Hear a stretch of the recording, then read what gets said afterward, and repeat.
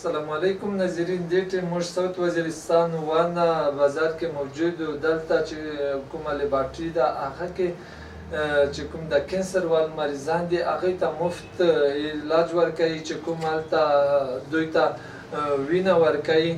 نو مخکې هم د دې ویزیټونه شوي دي. اسسټنټ کمیشنر بشیر خان هم ویزیټ کړی و او نن دلته ویزیټ ته راغلی و د ایم پی ای نصیر الله خان وزیر والد صاحب حاجي نصر الله خان چې هغه په خپله هم بیوروکریټ پاتې شوی دی د کوم دپاره منډې تړلې وایي.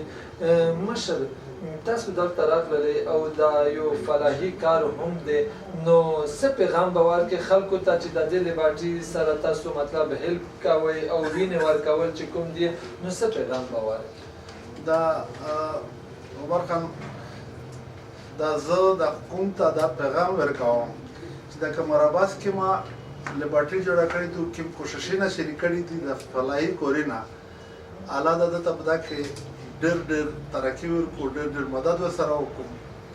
زه خو د خپله طرفه نه چې کوم د سره ورلګېدل نو په دغه ځای کې موږ ته په کور دو انشاءالله دا د مور سره دا جوړه شوې ده چې د دغه لیبارټري نه موږ یو ټرست ټایپ او یو فاونډیشن ټایپ غټ ارګنایزیشن جوړوي چې پخ کې هر فیسیلیټي اویلیبل وي د خلکو ته. اوس حاضر وخت کې موږ په دې کې دا کړی دو چې را 24 غنټو دا سٹور کې د وینې بندوبست موجود وي چې کوم لا علاج مریضون دي هغه وینو فری وي، چې کوم په اکسیډنټ کې غاشي ایمرجنسي کې اخته په فری وینه ملاويږي، دا د ډیلیوري کې سینا کې په فری غا ورته ملاويږي. او دغه نه علاوه چې کوم ویل کې د پسکولینا په کلغه کې مدرسې کې دغه ټیسټینو په 50% کنسیشن سره دوته کېږي. نو دا ټول ډېر غوټه خبرې دي.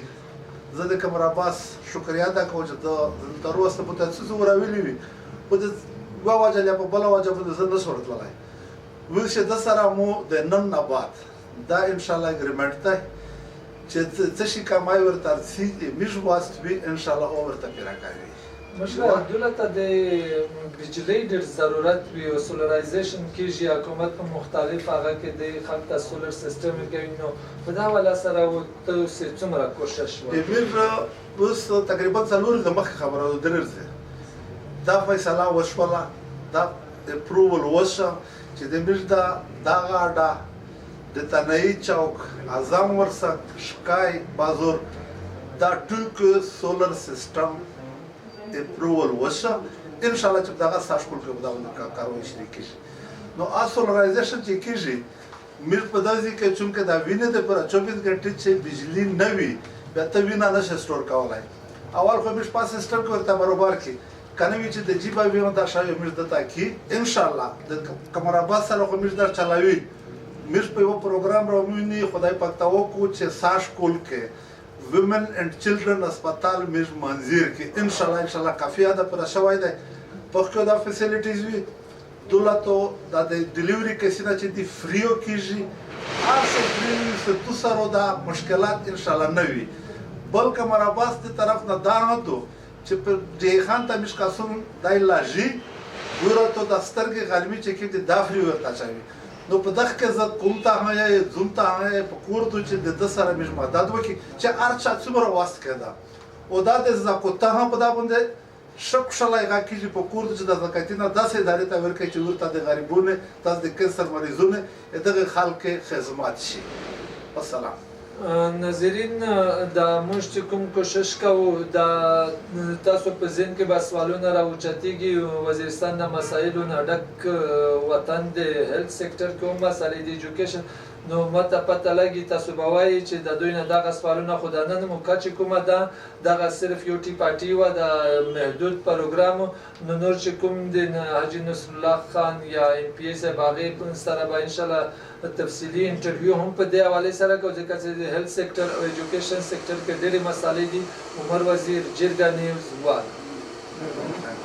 ناظرین دغه چې کوم زموږ کوشش شي نو هغه فلاحي کارونو دپاره مخکې چې نورې علاقې د اسلام آباد پېښور که خبره وکړو نو هلته چې کوم خلک مالدار خلک دي هغه فلاحي کارونه کوي خو دلته ساوت وزیرستان کې دغه سوچ ډېر کم دی زموږ به کوشش وي چې فلاحي کارونو کې دلچسپي والو او کمرآباد صاحب چې کوم دی هغه پوره کوشش کوي نو ټولو نه دغه درخواست هم دی چې هغوی حوصله افزایي دپاره خپل کردار ادا کړي